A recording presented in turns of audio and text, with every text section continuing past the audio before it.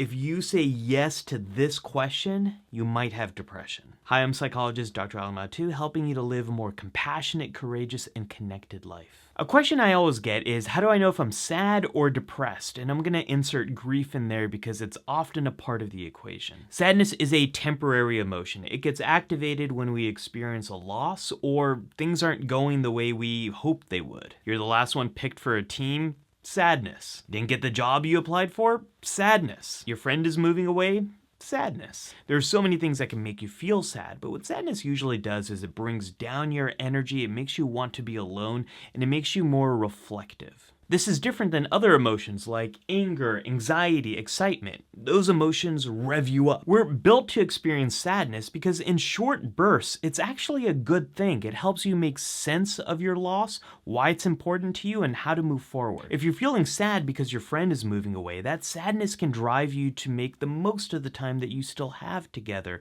It can help you to make plans for how you're going to stay in touch when this person does move, and it can make you recommitted to the people that are still there around you in your daily life. If your sadness is about a goal you didn't achieve, some time alone can help you to reflect on this and think about what happened and what you might want to do differently in the future. Sadness can usually come and go during the day, and it can peak during times when you're reminded of this loss you've experienced. Time can really help when you're experiencing sadness, and for a lot of people, that might be all you need to get through it. Getting physically active can also be really helpful. For me, going on a walk, riding my bike, or playing with my kids all help me to feel a little bit better. You can also do something you're really good at. So for me, when I was a kid and I was the last one picked for a team at school, I would come home and build models. They always helped me to feel really good. And my adult version of this is fixing things around the house. It makes me feel useful. It makes me feel like I've accomplished something. What I find to be most helpful when I'm experiencing sadness is just connecting with my friends. It doesn't mean I'm going to be talking about the thing that's making me sad, but just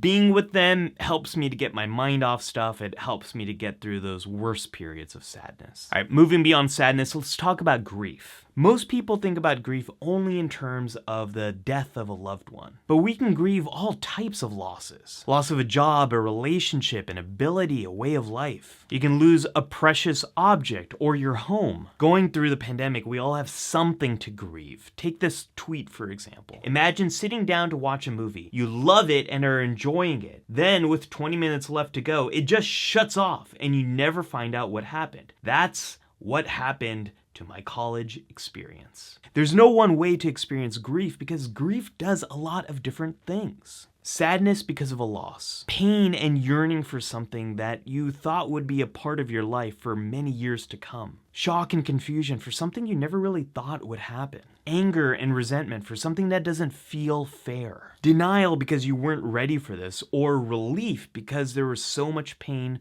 for so long. Experiencing a loss like this can also make you question your identity and your role in life. You've probably heard of the stages of grief, and they kind of map on to the things I'm talking about, but the important thing to remember is there's no beginning, middle, and end to grief. It's not a linear process. You can bounce around all these different emotions, all these stages, and it looks more like a soup of stuff. Grief can stick around for a long time. There's no way to say, here's exactly where grief should be ending, because it really depends upon your background, the circumstances of the loss, the things you believe, how much support you have in your environment, your culture, all that stuff. But if your grief sticks around for more than a year and also longer than what is culturally expected where you live, and it's starting to get in the way of your life, then you might be experiencing prolonged grief disorder. People who are experiencing this are trapped in this cycle of yearning where it feels really good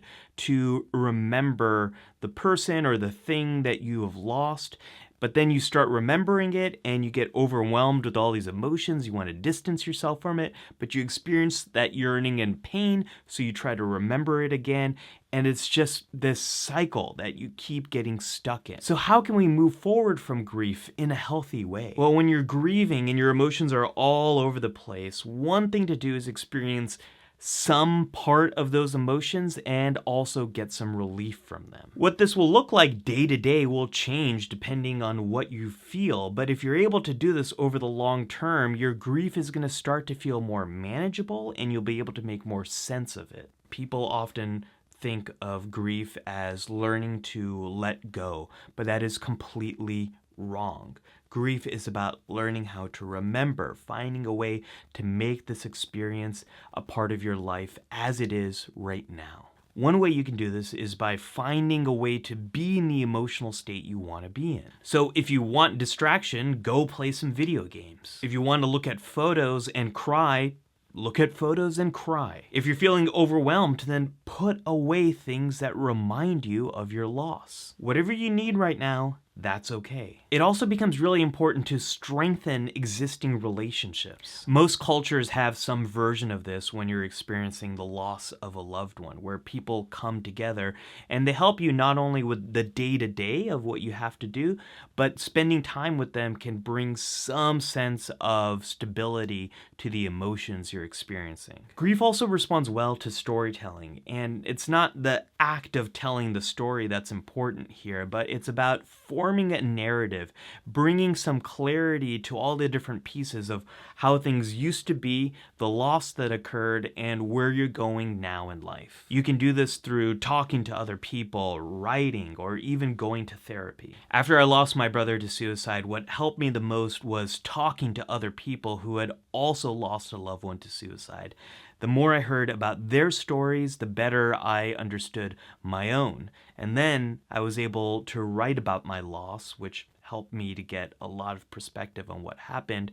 And now I share that story through public speaking, and it's a way for me to not only keep his memory alive, but also find a new way forward for myself. Most people who have experienced grief will get better with time, but 1 in 10 people are likely to experience prolonged grief disorder.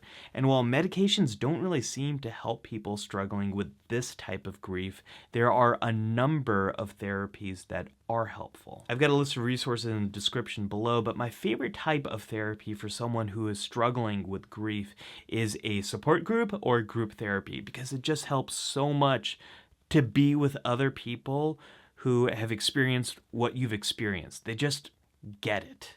Like grief, depression is something that can stick around for a long time. And here is the most important question I ask to understand if someone is sad, grieving, or depressed. Do you still enjoy things the way you used to?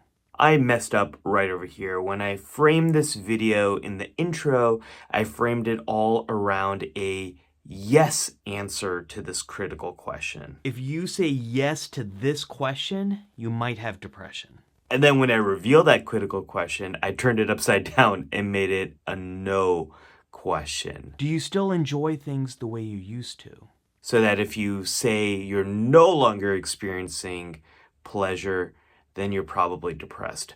I am sorry for that confusion. I was sick with RSV. My kids were sick with RSV. I wasn't thinking very clearly here. We're fine now. I hope this makes sense. It should make sense as you continue to watch the video. Again, my apologies. There are a lot of reasons why people get depressed. Sometimes you experience a setback and it just really changes your life. Or you might be biologically vulnerable to experience a low mood. Maybe the world around you is in bad shape and the future is not looking too good either. For most people, it's some combination of these things that will lead to depression. But regardless of these causes, depression tends to do the same thing for most people. It makes you lose interest in life. Then it gets harder to do anything. Now, even if you're doing something that you used to enjoy, you're not really getting much pleasure out of it. Then you start to dislike yourself. Unlike sadness and grief, the pleasure area of your brain just doesn't light up when you're depressed. Sadness slows you down and it makes you reflect on what you've lost. Grief revs up a lot of different emotions and keeps you yearning for what you've lost.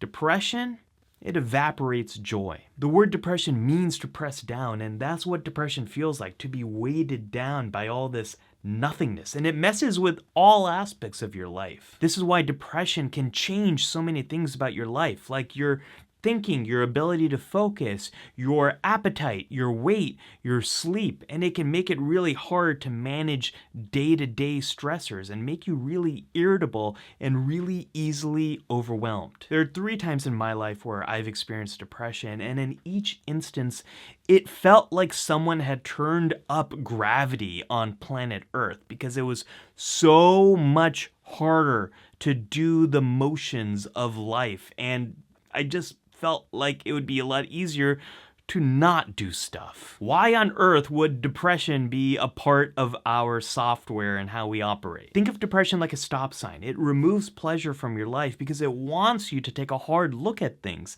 And it's telling you, hey, this direction that your life is headed, this is not a direction you want to be going in. At least in small amounts, that's probably why depression is a mood we can experience. But if depression sticks around for a while, it can cause a lot of problems. Side note, I've got a link to a free assessment you can take in the description to figure out if you're experiencing depression, how much, and I also have resources about what to do about it. Just like there's so many different things that can cause depression, there are a lot of great effective treatments as well. The most studied and effective psychotherapies are cognitive behavioral therapy, interpersonal therapy, and problem-solving therapy. Cognitive behavioral therapy helps you to get unstuck with depressed thoughts, figure out what patterns in your life might be making you feel more depressed, and what are small things you can do to help you feel better. Interpersonal therapy is all focused on the important relationships in your life and your different social roles.